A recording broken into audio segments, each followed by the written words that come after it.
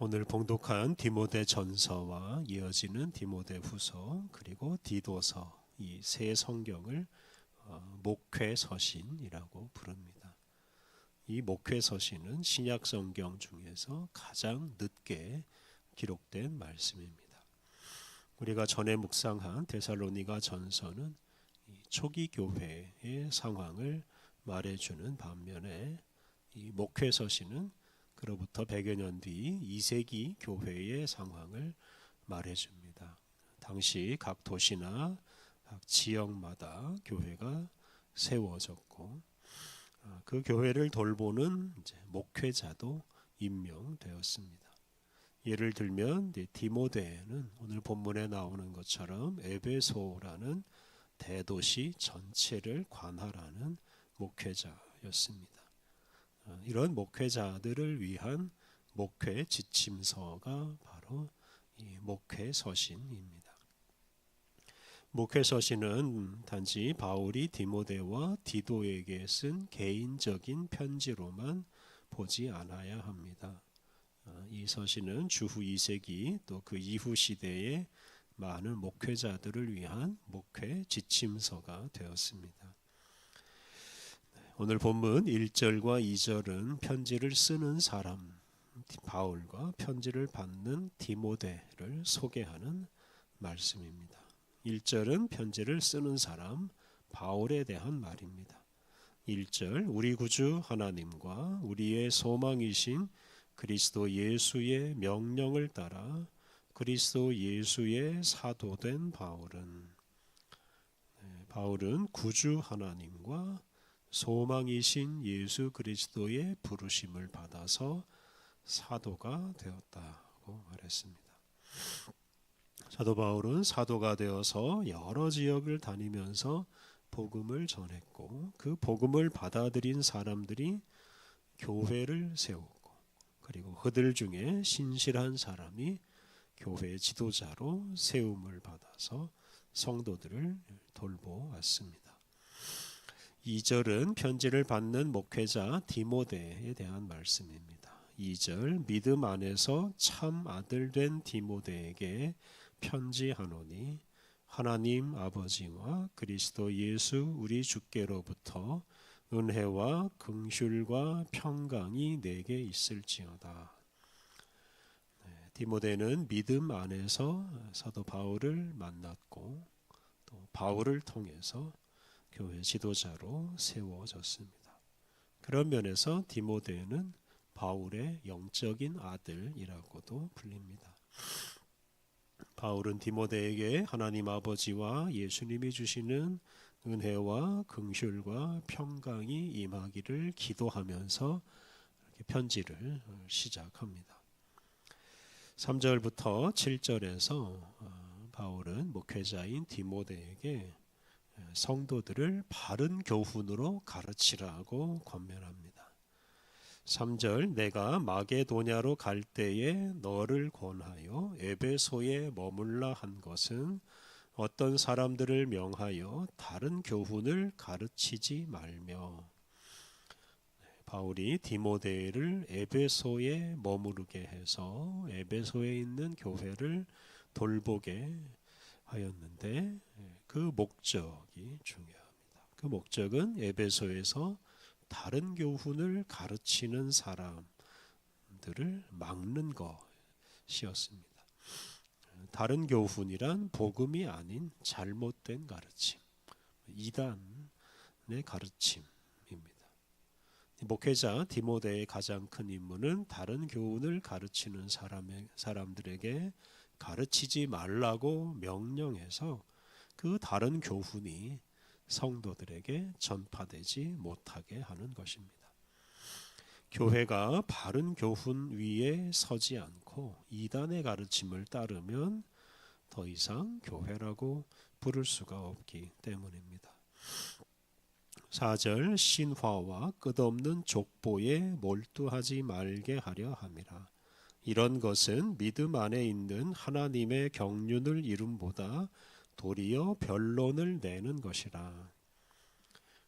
디모데로 하여금 에베소 지역을 돌보게 한 또 한 가지 이유는 신화와 끝없는 족보에 몰두하지 않게 하는 것입니다.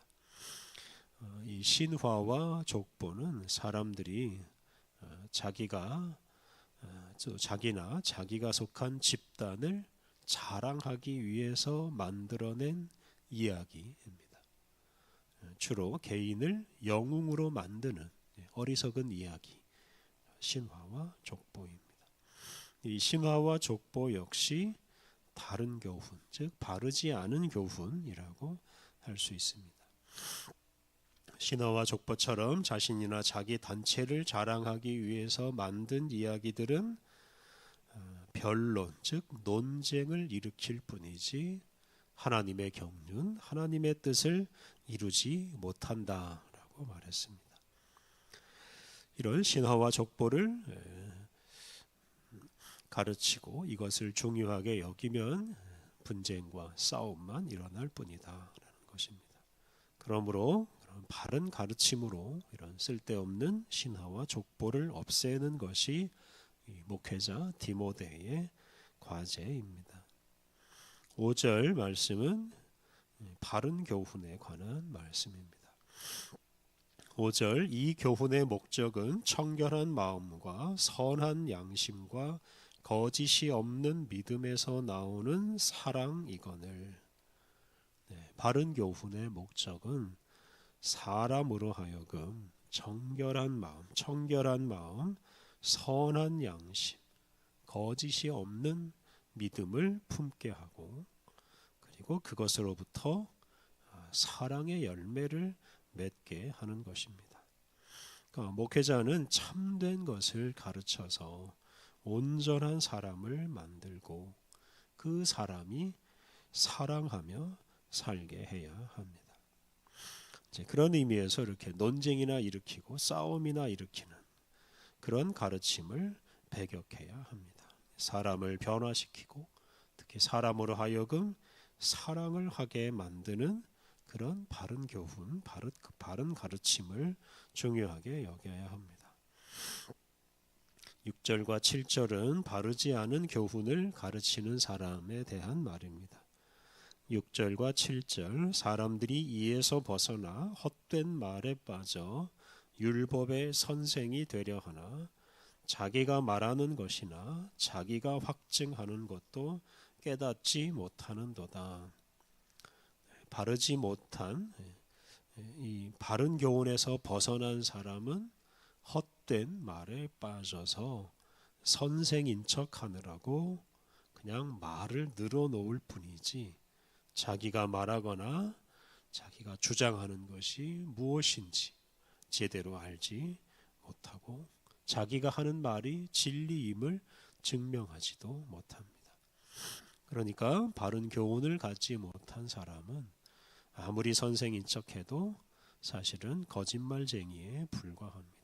그러므로 그런 사람이 교회 안에서 활동하지 못하도록 막아야 합니다. 8절부터 11절 말씀은 이 구약 율법에 관한 말씀입니다.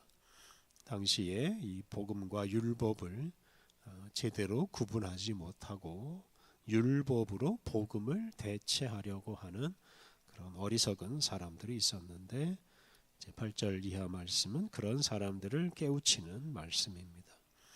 8절 그러나 율법은 사람이 그것을 적법하게만 쓰면 선한 것임을 우리는 아노라. 구약 율법을 적법하게 즉 바르게 사용하면 율법은 선한 역할을 할 수 있습니다. 반면에 복음으로 구원을 얻는 것이 아니라 율법을 잘 지켜야 구원을 얻는다고 가르치는 것은 율법을 바르게 사용하는 것이 아닙니다. 그럴 경우에 율법은 악한 것이 되고 맙니다. 9절과 10절이 율법을 적법하고 바르게 사용하는 것에 대해 말합니다. 9절과 10절 알 것은 이것이니 율법은 옳은 사람을 위하여 세운 것이 아니요 오직 불법한 자와 복종하지 아니하는 자와 경건하지 아니한 자와 죄인과 거룩하지 아니한 자와 망령된 자와 아버지를 죽이는 자와 어머니를 죽이는 자와 살인하는 자며 음행하는 자와 남색하는 자와 인신매매를 하는 자와 거짓말하는 자와 거짓 맹세하는 자와 기타 바른 교훈을 거스르는 자를 위함이니. 율법은 옳은 사람이 아니라 옳지 않은 사람, 즉 죄인을 위해서 세워진 것입니다. 여기서 바울은 옳지 않은 사람, 죄인들의 예를 많이 들었는데요. 율법은 바로 이런 죄인들에게 죄가 무엇인지 알게 해주고 깨닫게 해줍니다. 그러니까 율법은 죄를 발견하는 데 사용되는 것입니다. 이제 그럴 경우 이렇게 율법을 통해서 죄를 깨달을 때 율법이 바로 선한 역할을 합니다. 율법을 통해 자신과 다른 사람들의 죄를 발견하고 또 그것으로 자신이 죄인임을 깨닫는 것이 바로 율법의 목적입니다. 반면에 율법으로 자기가 의로운 사람이라는 것을 확인하려고 하지 않아야 합니다. 율법을 통해서 의로운 사람이 되려고도 하지 않아야 합니다. 그것은 율법을 적법하게 사용하는 것이 아니기 때문입니다. 우리가 의롭게 되는 것은 율법이 아니라 오직 복음이기 때문입니다. 11절 이 교훈은 내게 맡기신 바 복되신 하나님의 영광의 복음을 따름이니라. 새한글 성경 건전한 가르침은 복되신 하나님의 영광스러운 복음에 어울리는 것이네. 그 복음을 바로 나한테 믿고 맡겨주셨네. 건전한 가르침, 바른 교훈, 이것은 복음과 어울리는 것이어야 합니다. 복음을 따르는 것이어야 합니다. 다시 말하면 예수 그리스도의 복음이 우선이고 율법은 그 복음을 기준으로 다시 해석해야 합니다. 하나님은 사도 바울뿐만 아니라 모든 목회자와 성도들에게 복음을 맡겨주시고 그 복음을 따라 살게 하셨습니다. 그러므로 율법이나 그 어떤 가르침보다 복음을 앞세우며 살아야 하고 그 복음에 어울리는 한에서만 다른 가르침을 받아들여야 합니다. 오늘 우리 시대에도 바르지 못한 가르침들이 참 많습니다. 특히 출세하고 돈 버는 것을 중요하게 여기는 가르침이 많습니다. 그리고 그런 가르침을 복음보다 더 중요하게 여기고 따르는 그리스도인들도 있습니다. 그런 그리스도인들은 결국 타락하고 맙니다. 청결한 마음과 선한 양심과 거짓이 없는 믿음을 소유하지 못하고 사랑하지도 못합니다. 그러므로 우리는 바르지 못한 가르침을 철저하게 배격해야 합니다. 특히 우리는 모두 이 세상을 위한 목회자로서 그런 것을 가르치는 사람들을 맡고 그런 가르침을 따라 사는 사람들을 건져내야 합니다. 예수님이 우리를 위해서 죽으시고 우리를 위해 부활하셔서 우리를 구원하셨습니다. 이 놀라운 복음, 이 놀라운 가르침이 우리와 온 세상을 살립니다. 우리가 이 복음을, 이 가르침을 따라 살아갈 때 우리 자신이 변화해서 거룩한 하나님 나라 백성답게 되고 이 세상이 더 아름답게 변화됩니다. 우리의 욕심을 부추기는 어리석은 가르침들은 멀리하고 바른 교훈인 복음을 따라서 살아가야 하겠습니다. 우리 함께 기도하겠습니다. 하나님, 길이요 진리요 생명이신 예수님을 우리에게 보내셔서 우리를 구원으로 인도해 주시니 감사합니다. 하나님, 우리를 잘못된 길로 이끄는 바르지 못한 가르침을 철저하게 버리고 오직 복음이신 예수님을 따라서 영생의 길을 가게 하옵소서. 바르지 못한 가르침을 따르는 이들에게 생명의 복음을 전파하게 하옵소서. 은혜로우신 하나님, 오늘도 우리를 깨워주시고 주님과 함께 새날을 맞게 하시니 감사합니다. 우리 안에 있는 염려와 두려움들은 다 내어버리고 우리에게 소망을 주시는 주님과 함께 오늘도 담대하게 힘차게 살게 하여 주옵소서. 주님께서 우리에게 주시는 말씀을 가지고 어디로 가든지 무엇을 하든지 그 말씀에 순종하며 살게 하옵소서. 오늘 모든 일정을 주님께 의탁하오며 예수님의 이름으로 기도드립니다. 아멘.